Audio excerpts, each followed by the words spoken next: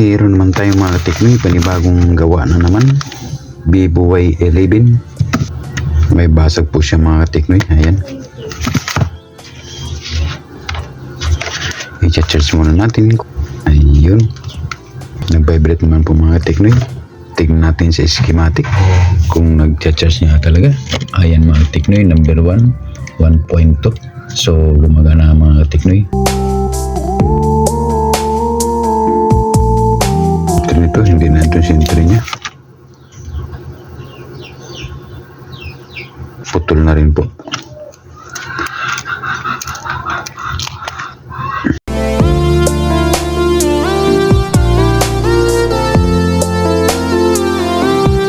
Buang board mga katiknoy dahil nagbabibrate naman, nag-charge naman siya sa schematic 1.2, pero titignan natin kung talagang ang LCD niya ay may display.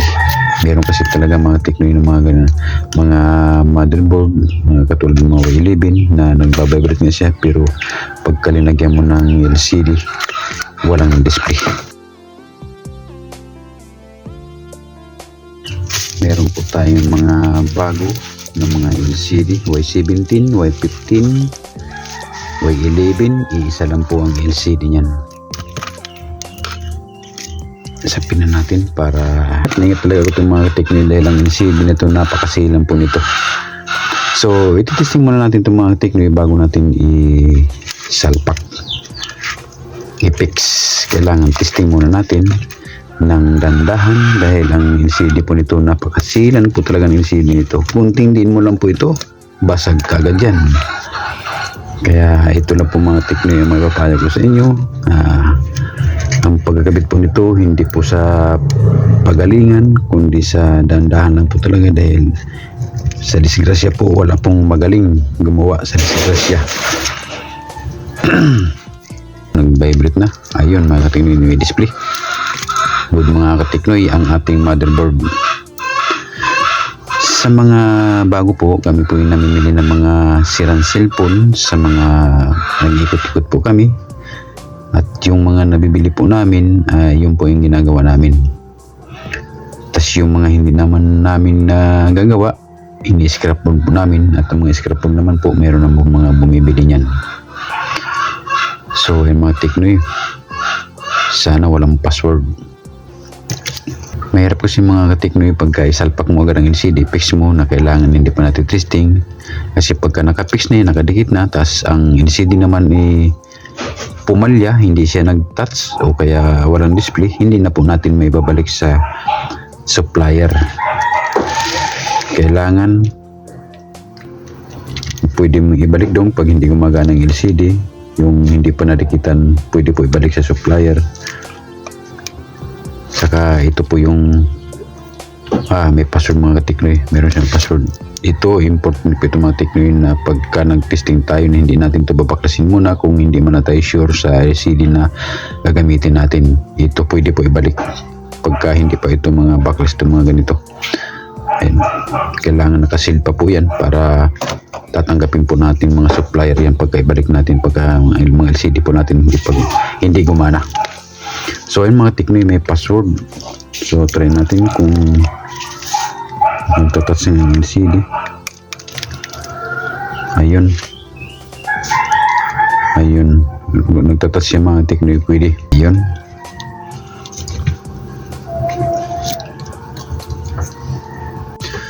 So yung mga teknoy, siyempre tatanggalin mo natin ang battery. Ang battery nito parang hindi nito sa Y11 niya. Siguro ang battery nito ay sa Vivo rin, pero mga battery ito ng Y91. Oo. Tanggalin natin muna. Siyempre mga teknoy, pag nagkakabit tayo ng LCD, kailangan nating malinis talaga ang pinaka-frame niya. Ito. Lilinisan po ito ng mabuti bago natin isalpak ang LCD. Marami na rin kami mga teknoy na bubuo ngayon. Itong binubuo ko ngayon ay nasa 9 na piraso. Dahil nandito kami ngayon mga teknoy sa Masbate, ang ginagawa namin nag-order kami sa mga supplier mismo, direkta kami sa mga supplier kasi ang LCD po doon mura po ang bilihan namin ng LCD sa mga supplier kasi pag dito po kami sa Masbate ang mahal po ng LCD, may binibenta naman po dito ng mga LCD kaso ang mahal nga po talaga, kaya siyempre sa supplier kami dumidirekta na pagka bumibili kami ng mga LCD. Ano lang mga katiknoy, minsan mga pinakamabilis na may 3 araw andito na. Kung dati naman mga katiknoy sa Manila kami gumagawa, araw-araw namimili kami sa mismong supplier, pero pagka ganitong nandito kami sa Dayo,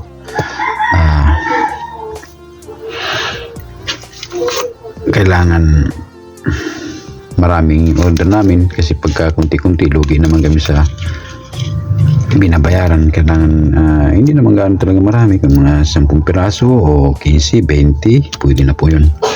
So ititesting natin mga katiknoy.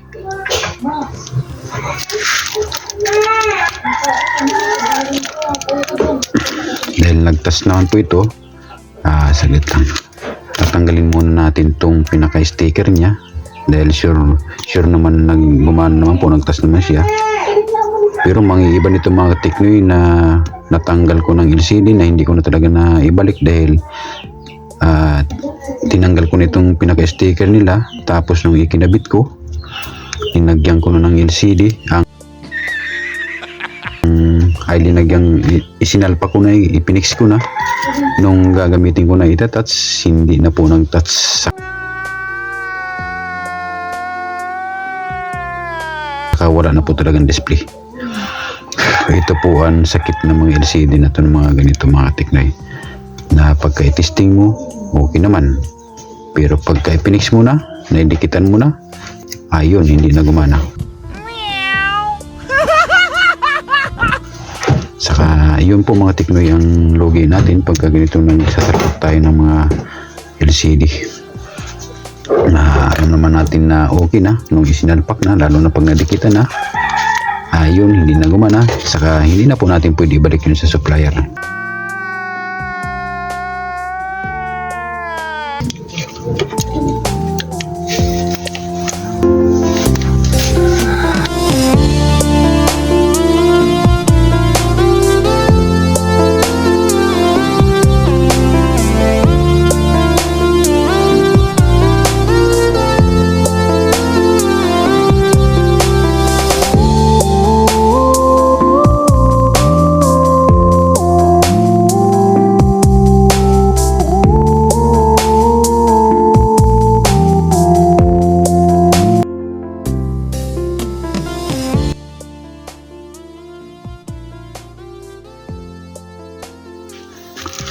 So, ayun mga tiknoy, didikitan na natin to.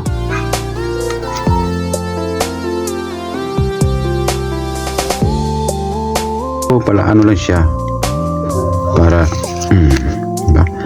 Patuloy-tuloy muna natin yan konti, tapos saka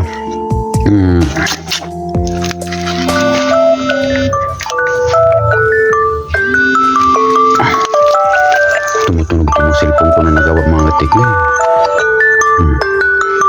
Ang ingay mo. Bali, nakagawa tayo mga tiknoy ngayon ng 9 na piraso na cellphone. Mamaya ipapakita ko po sa inyo, bibidyohan ko yan so ganito ako mga tiknoy pag nagkakabit ng LCD. Ito, yan konti lang, hindi mo ganun pa, kahit madami yan pwede naman, okay lang, basta huwag naman sumubra masyado. Ayun. Oh my God! Wow! Hanggang dyan na siya dahil nandiyan yung camera, malapit na. So balik pa rin natin at dito na naman tayo magkakabit sa kabila. Hanggang dito na muna ang natin, yan dyan.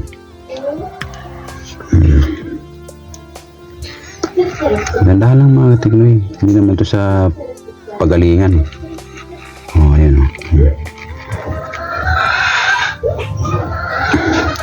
Iba-iba mga technique sa pagkakabit. Depende sa kung anong nakasanayan mo.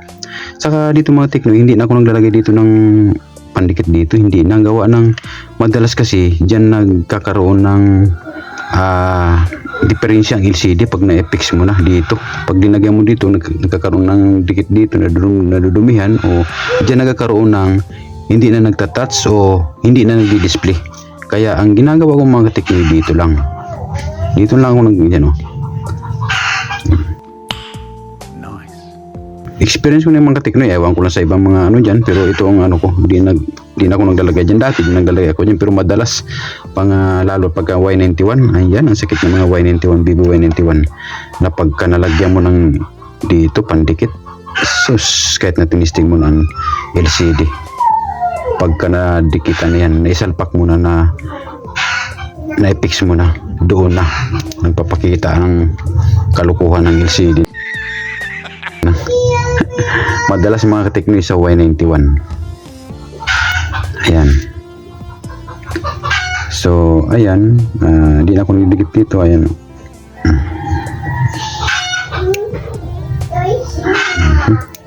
Yun. Kahit na sumubra siya mga teknoy ng dikit, madaling punasan dito yan. Madali lang punasan yan. Okay lang.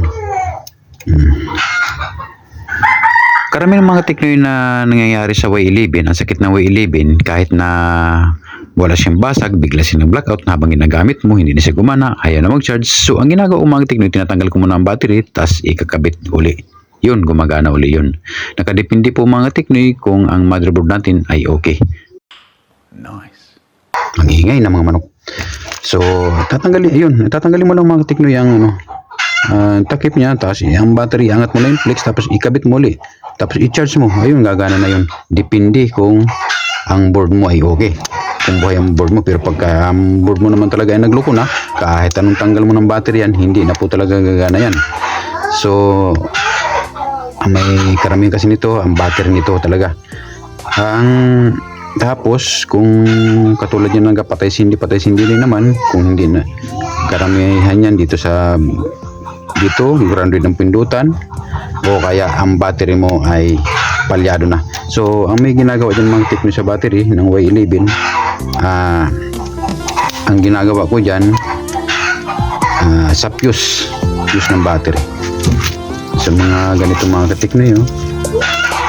Ito mga ganito, yan. May tatanggalin tayo dyan, mga katulad dyan. Ididirekta na yan. Tapos buburahin na yung niya, tapos direkta na. Talagyan mo na ng lead dyan, direkta na para sure matibay ng battery niyan. Gagana po uli yan. Kung yun po ay ang motherboard natin ay okay. Walang sira. Gagana po yun. Yun po ang ko lang po sa Y11 dahil ang dami ko nung naging experience ito na Y11. Ganyan po ang diferensya nito. Medyo lubog ang pindutan. Ganito lang mga teknik ko, linagyan ng guma. So, mga isang oras pwede mo nito pero pag gumagawa ko nito pagka sa hapon sa umaga ko na nabubulol na ako. Sa umaga ko na tinatanggal lang itong guma na to para dikit na siya. Dikit na dikit gayod. Grabe na nabibisaya ako na kayo mga teknoy. Pasensya na kayo dahil naman ninyo, mas batin nyo tayo. So, ayun, pwede na ito mga teknoy. I-charge muna natin habang wala pang karga, habang papadikit tayo nito na may guma pa. Naka-charge, ayun mga teknoy, naka-charge. So, habang nagdidikit pa yung malambot pa, naka-charge naman siya, nagkakarga siya. So, maya-maya bubuksan na natin to.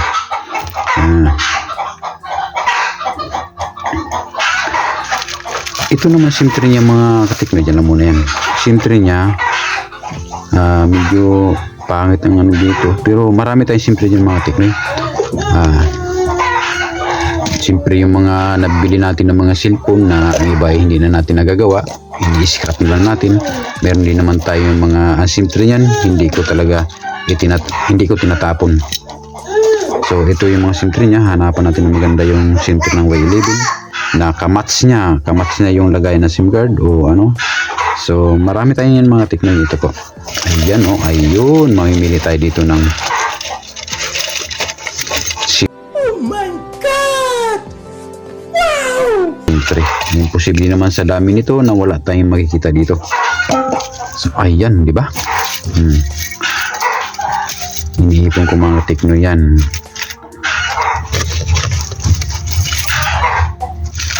Hindi lang ito mga tekno, marami na rin to. Kung dinala ko lang yung mga pisa ko rin sa Manila, marami pa rin isang ganito rin. Hindi na tayo bibili mga tekno. Napakalaking bagay po itong mga ganito, napakalaking bagay po niyan kasi namimili po kami ng mga cellphone. Karamihan naman po talaga niyan ay wala ng SIM tray. Siyempre pagka yung mga may-ari ng cellphone pinapakialaman, wala nang pakialam yan kung ang cellphone nila ay mawala ng SIM tray o kaya mga pindutan, wala na yan, basta ayun. Hanap tayo dito ng kamats niya na pwede siya sa Y11. Titingnan lang po natin mga tekno yan kung saan ang yan, dito banda yung ng SIM card pababa. So yun ang hahanapin natin na kaparehas din. Kasi hindi naman pwede salpakan natin ang iba ng SIM tray na hindi match dahil wala po yung signal. Papasok nga po yan doon sa SIM tray, pero pagka linagyan mo ng SIM card, wala po tayong makikita na signal. So ito, hindi to pwede. Kulay pula, hindi rin to pwede. Uy, nalaglag na.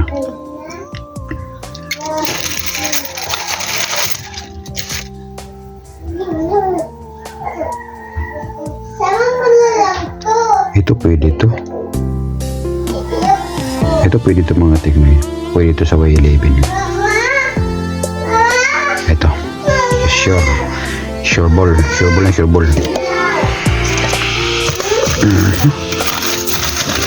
Dami nito mga tekno.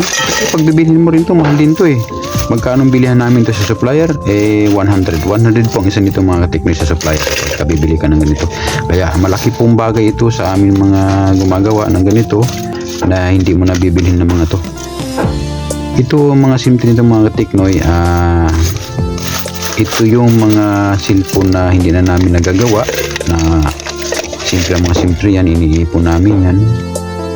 Kunwari nakakabili kami ng mga dead board o kaya mga nabasa sa dagat. Yan ang karamihan dito, nababasa sa dagat. Wala nang paraan yung board. Magagawan pa rin ng paraan ng board para mga teknoy, pero na siya, yung matrabaho na. Pagkatsagaan pa ba namin yung mga teknoy, sa dami na namin ng araw-araw may nakukuha kami. Kaya yung mga dead board na, wala na yan, direkta na yan sa scrapboard na. Wala na natin pagkatsagaan yung mga ganyan pagka hindi gumanap, hagis niya sa balde.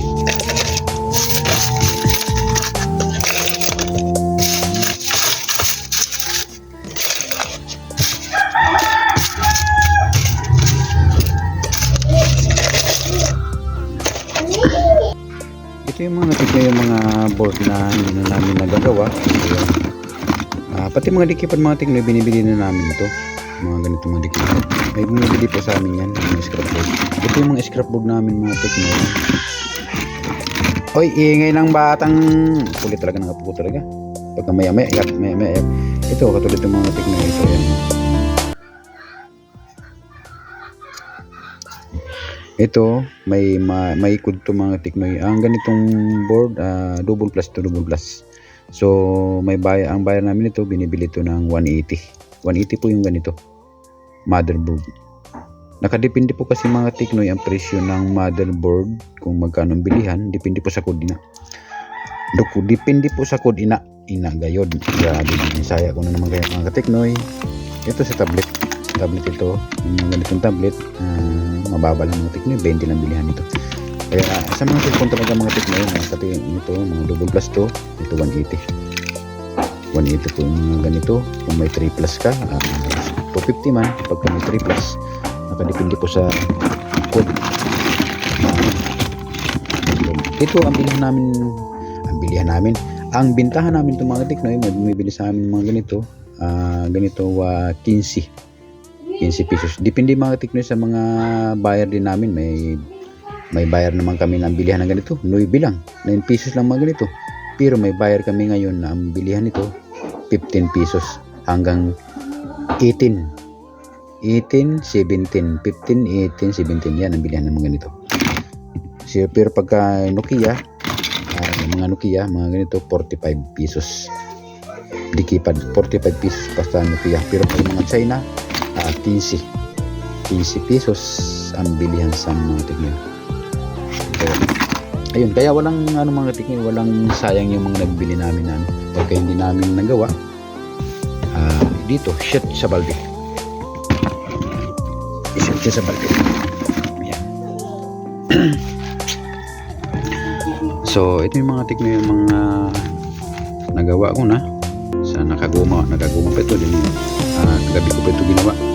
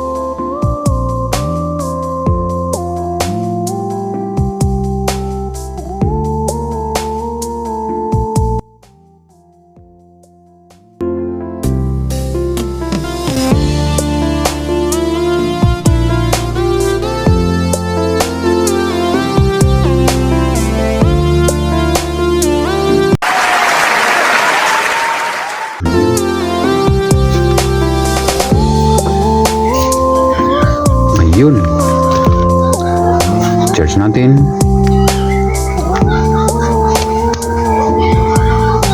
Okay, nag-charge. Yun nga lang talaga mga teknoy, may password. So mga ganitong Y11 na may password, test point po ito. Hindi naman natin ito madala sa hard reset. So ayun mga teknoy, yun, natapos na natin. Maraming salamat po sa inyong mga panonood sa simpleng video na to. Magkita-kita po tayo sa mga susunod ulit na mga video mga teknoy. Mag-ingat po kayo palagi, and God bless.